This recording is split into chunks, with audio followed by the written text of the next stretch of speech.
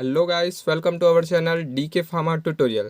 Guys, तो आज के इस वीडियो में हम डिस्कस करने वाले हैं जीएलपी के बारे में। तो गाइस, वीडियो को स्टार्ट करने से पहले अगर आपने हमारे चैनल को सब्सक्राइब नहीं किया है तो प्लीज़ हमारे चैनल को सब्सक्राइब कर लीजिए एंड बेल आइकन को प्रेस कीजिए ताकि आने वाली वीडियो की नोटिफिकेशन आप तक पहुँच सके। तो गाइस, आइए स्टार्ट करते हैं हम अपने टॉपिक। तो गाइस, सबसे पहले हम देखेंगे कि जीएलपी क्या होता है, उसका एक जनरल सा इंट्रोडक्शन देखते हैं। तो जीएलपी जो है एक गाइडलाइंस है जो कि quality control and quality assurance जो यूनिट्स होती हैं उसके द्वारा प्रोवाइड की जाती है किसी भी टेस्टिंग लेबोरेटरी को। तो जो जीएलपी है उसको सबसे पहले न्यूजीलैंड एंड डेनमार्क में 1972 को इंट्रोड्यूस किया गया था। तो सबसे पहले न्यूजीलैंड एंड डेनमार्क में ही इसको इंट्रोड्यूस किया गया था। थर्ड पॉइंट है गुड लेबोरेटरी प्रैक्टिस और set GLP is a set of principle intended to be ensure the quality and integrity of non clinical laboratory study. तो जीएलपी जो है एक हमको सेट ऑफ प्रिंसिपल प्रोवाइड करती है जो किसी भी नॉन क्लिनिकल लेबोरेटरी स्टडी की उसकी सेफ्टी हो गया, उसकी क्वालिटी हो गया और इंटीग्रिटी को क्या करता है, वो इंश्योर करता है। मतलब जो भी हम नॉन क्लिनिकल स्टडी परफॉर्म करते हैं, तो नॉन क्लिनिकल जो स्टडी होती है वो एनिमल्स पे किया जाता है। तो अगर जो भी हमको डाटा मिल रहा है नॉन क्लिनिकल स्टडी से, तो वो अच्छी है कि नहीं है, उसकी इंटीग्रिटी कैसी है, उसकी क्वालिटी कैसी है, तो ये उसको इंश्योर करता है। देन थर्ड है GLP only apply to the non-clinical study and testing which are conducted for the assessment of safety or efficacy of the chemical to the man, animals and environment। तो GLP जो है वो सिर्फ और सिर्फ non clinical studies के लिए apply किया जाता है। मतलब इसको हम सिर्फ और सिर्फ एनिमल में ही टेस्टिंग करने के लिए यूज़ करते हैं। इसमें हम ह्यूमंस को अप्लाई नहीं करते इसमें कोई भी टेस्टिंग। ठीक है।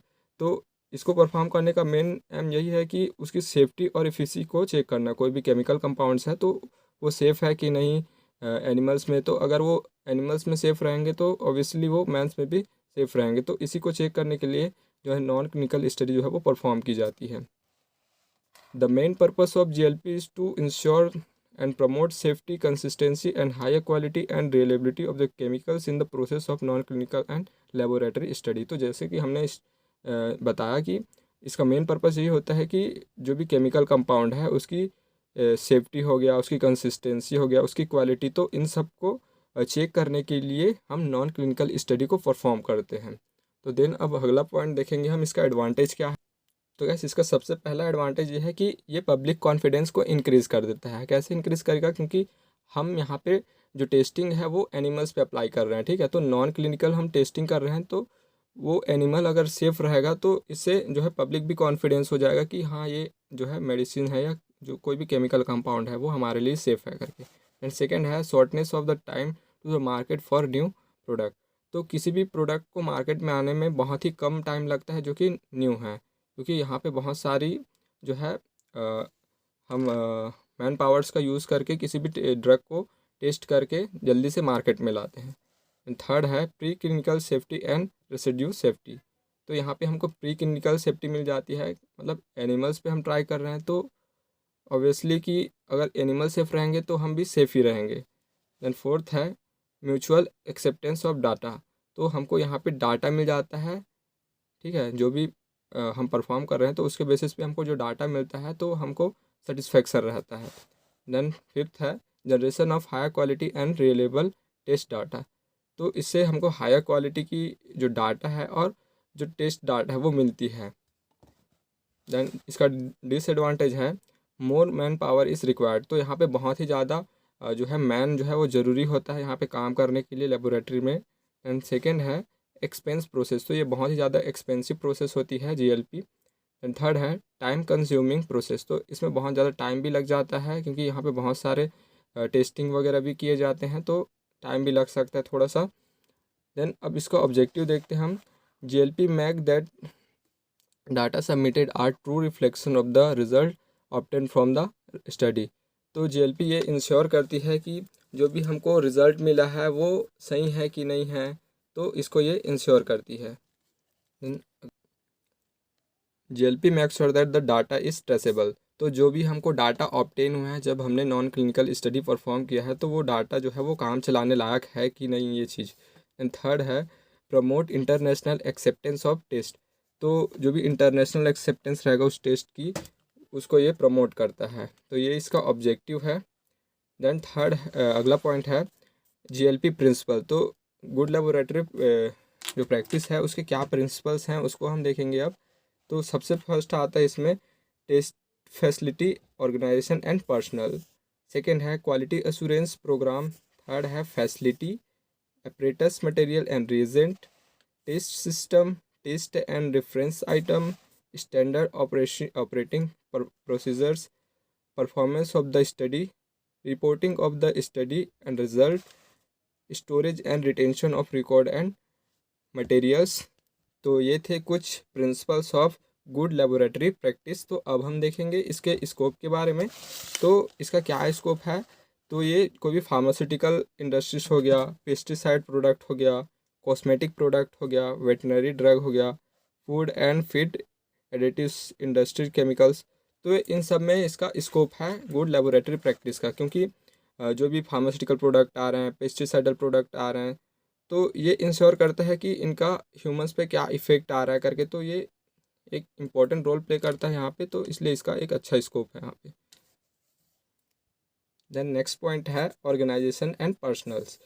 तो जो ऑर्गेनाइजेशन हो गया, पर्सनल हो गया, तो ये यहाँ पे बहुत ही ज़्यादा ज़रूरी है इस टेस्टिंग को परफॉर्म करने के लिए, ठीक है। तो जो भी हम ऑर्गेनाइजेशन यूज़ कर मतलब जहाँ पे हम इसको परफॉर्म कर रहे हैं, तो वो क्या करता है, उसके फंक्शंस को हम देखते हैं। तो functions of organization identify the quality activity. तो जो भी क्वालिटी एक्टिविटीज़ रहती है उसको ये आइडेंटिफाई करती है। देन सेकंड है divide the job among the personal.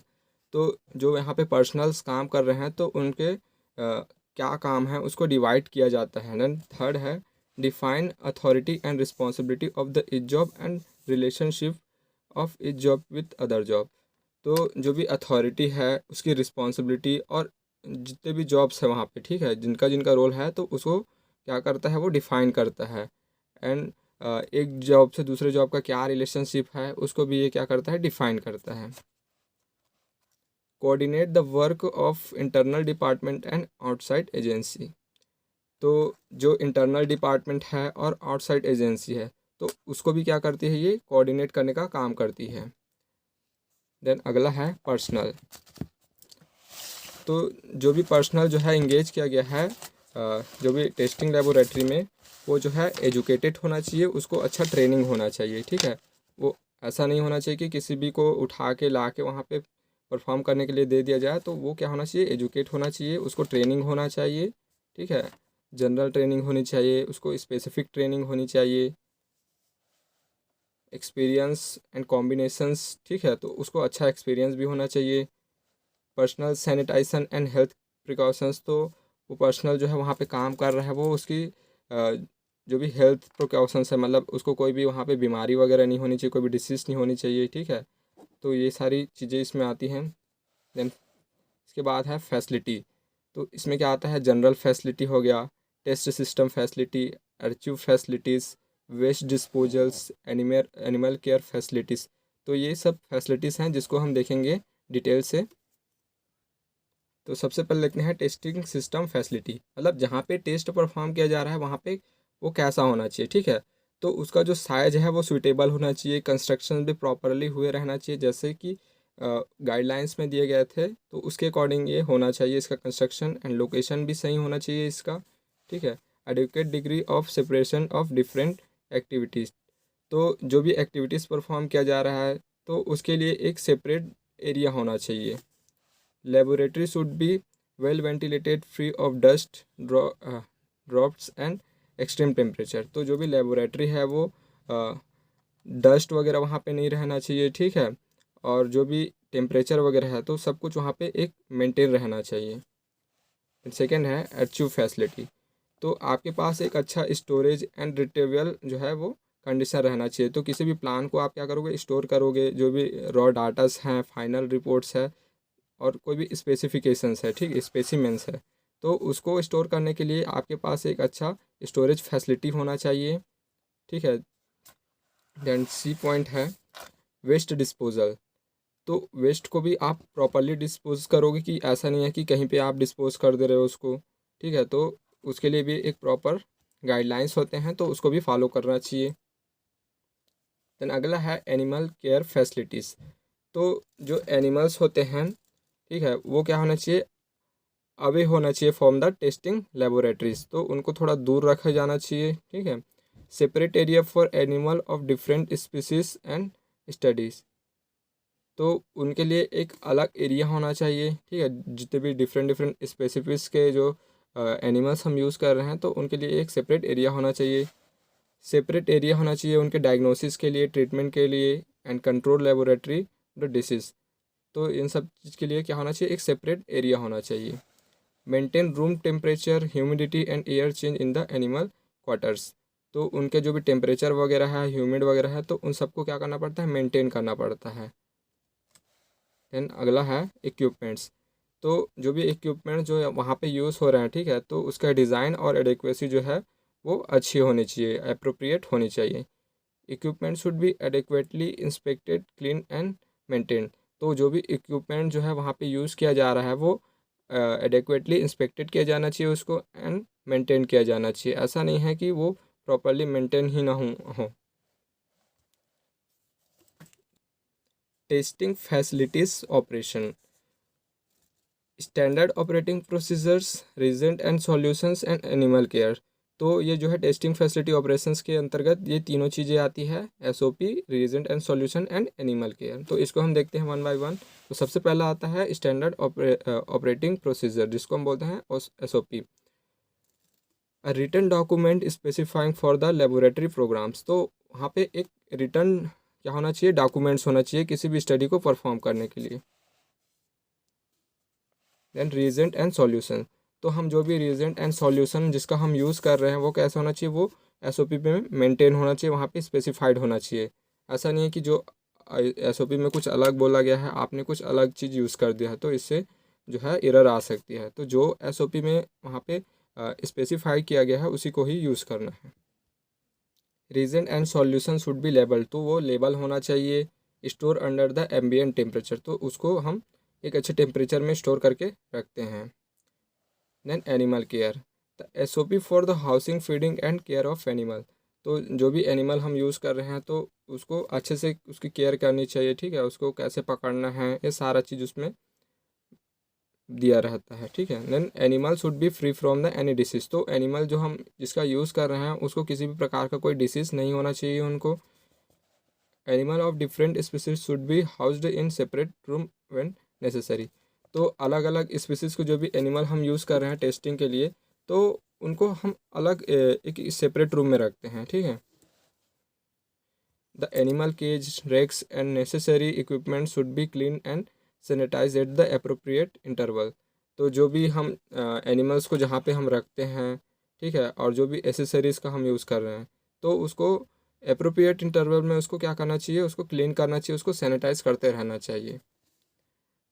Then test and control articles, test and control articles characterization, test and control article handling and mixture of articles with carriers, तो ये है हमारा नेक्स्ट पॉइंट, तो इसको हम भी detail से देख लेते हैं। तो जिस भी केमिकल कंपाउंड का हम क्या कर रहे हैं, उसकी टेस्टिंग कर रहे हैं, ठीक है, तो उसमें क्या क्या कैरेक्टरिस्टिक्स होने चाहिए उसको बताया जा रहा है इसमें कि the identify strength and purity and composition shall be determined and documented for the each batch, तो जो भी बैच आप यूज़ कर रहे हो, ठीक है, तो उसकी स्ट्रेंथ क्या है, प्योरिटी कितनी है उसकी, उसके में क्या क्या कंपोजिशंस हैं, तो वो सारा चीज़ जो है डॉक्यूमेंट में मेंटेन करना पड़ता है। Storage condition are maintain and each storage container shall be labelled by the name and batch number, तो हमको एक अच्छा स्टोरेज कंडीशन मेंटेन करना है ताकि वो ख़राब ना हो करके, और उसके जो भी स्टोरेज कंटेनर है उस पर उसका नाम और बैच नंबर जो है वो लेबल किया जाता है। And test and control articles handling, तो एक उसके लिए क्या होना चाहिए, एक प्रॉपर स्टोरेज होना चाहिए, मिनिमम रिस्क ऑफ कंटामिनेशन, उसको कंटामिनेशन से कोई रिस्क नहीं होना चाहिए उसको।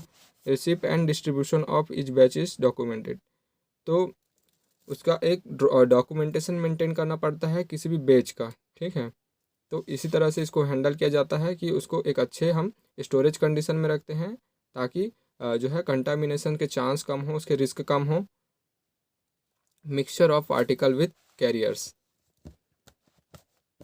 तो जो भी हम मिक्सचर यूज़ कर रहे हैं, ठीक है, तो उसकी स्टेबिलिटी कैसी होनी चाहिए, मतलब डिटरमाइन करनी चाहिए उसकी जो स्टेबिलिटी है उसको, and expiration date should be written on the container, तो उसका जो एक्सपायरी डेट है वो भी उस कंटेनर पे लिखा होना चाहिए। तो गाइस ये था कंप्लीट लेक्चर ऑफ जीएलपी। तो गाइस इसी तरह के वीडियो को देखने के लिए बने रहिए हमारे साथ। Thank you.